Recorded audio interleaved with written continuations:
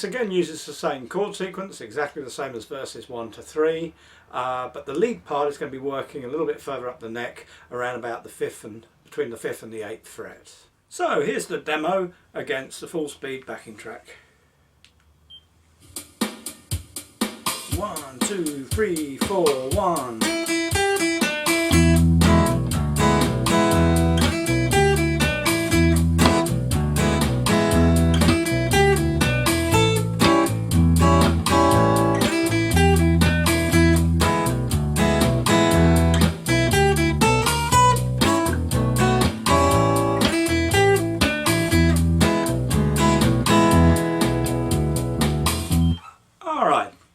So let's have a look at the tab for the first phrase. So you can see that the very first note has a slide into it, but probably when you're first learning this it's best to ignore that and just start with your finger actually on that 5th fret on the B string. Later on we'll be coming into this whole phrase having just played the chord, so the slide almost looks after itself. Okay. So if we play the phrase like this, and then follow that with the bend on your 3rd finger on the 3rd string at the 7th fret.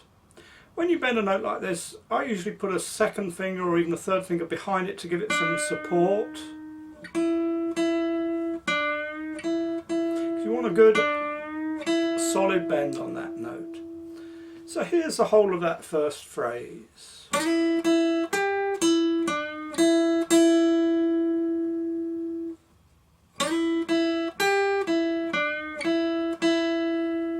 And again, it starts on the 2nd beat of the bar, so we'd count 2, 3, 4, 1, 2 and 3 and 4 and 1. Alright. Have a little go at that. 2, 3, 4, 1.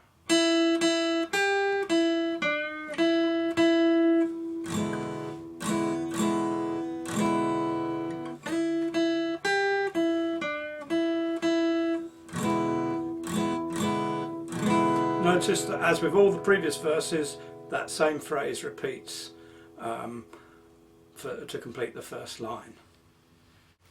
Now it's quite a trick getting from this position back in time to play the chord. And one little piece of advice I'll give you here is to look ahead. So while you're playing this, look down at that end of the fretboard, and that helps you get there quicker. Then as you're playing that, look back up at that 5th fret so you can move your hand straight to it. This avoids sort of hunting for the fret. If you're down here and looking down there, you tend to sort of go like that, and by then you've kind of missed the beat. So while you're playing the lead, look back at that end of the fretboard to grab the chord, and while you're playing that, look back at the 5th fret so you can go straight into that phrase there. Now I'm going to suggest you pause the video, rewind the last section and just repeat that phrase enough times to get used to it. As with the other verses really, once you've got the hang of this first phrase, you're kind of 9/10 of the way there. So looking at the tab, you can see the same phrase, but it ends on the 1st string. You'll see the note ringed in red. So that's here, the 5th fret on the 1st string, and that gives us an A note, and that of course leads nicely to the A7th chord. So that'll sound like this.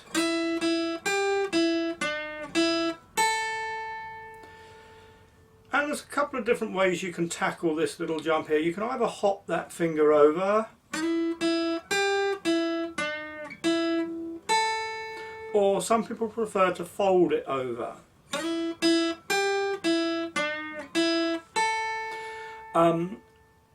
Purists might say that that's poor technique, but I say that whatever works for you is fine, and just experiment to see which gives you a smoother result.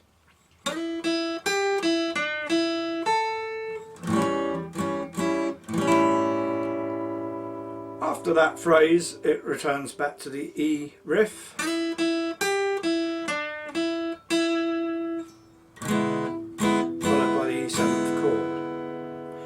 So the whole of that second line sounds like this.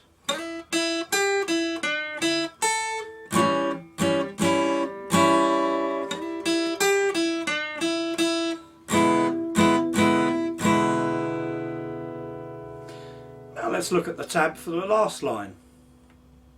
So the last line differs from the first two in that we don't use the bent note at all on the third string. We go straight from here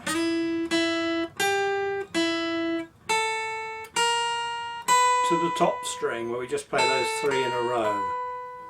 So that's the B phrase, and we then jump to the B7th, A7th change. Now that's quite a trick to get from here to the B7th chord. We'll need several attempts, I think several goes through to practice that to get that smooth. And again, I'd encourage you to look ahead, that's a big part of that. Looking down at where that B7th chord goes just helps you get it there quicker.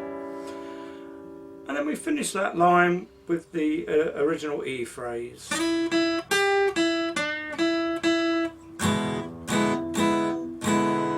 This is the trickiest part of this verse, this last line. So let's just go through it a couple of times at half speed. I'll play it with you. And I'll count you in, as usual. We come in after the first beat. So 2, 3, 4, 1.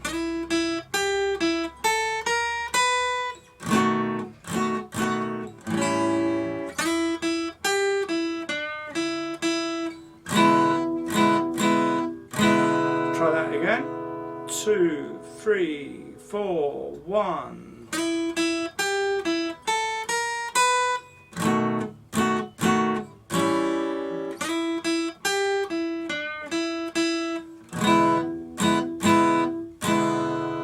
Okay, and do go over that as many times as you feel you need to get that up to at least that speed.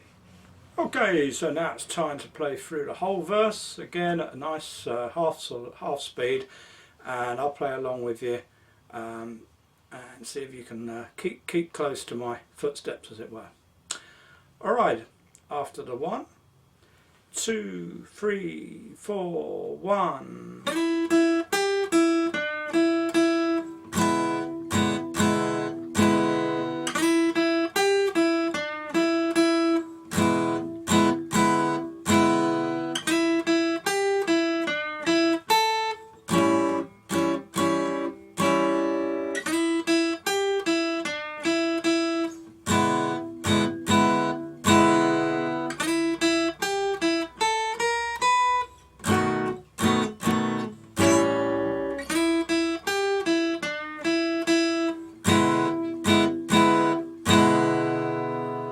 Okay, again, if you want to repeat that a few times through just to get used to it, always better to consolidate before moving on. But what we're going to do next is play through all 4 verses so far against a slow backing track. Alright, so here we go. After the 1, 2, 3, 4, 1.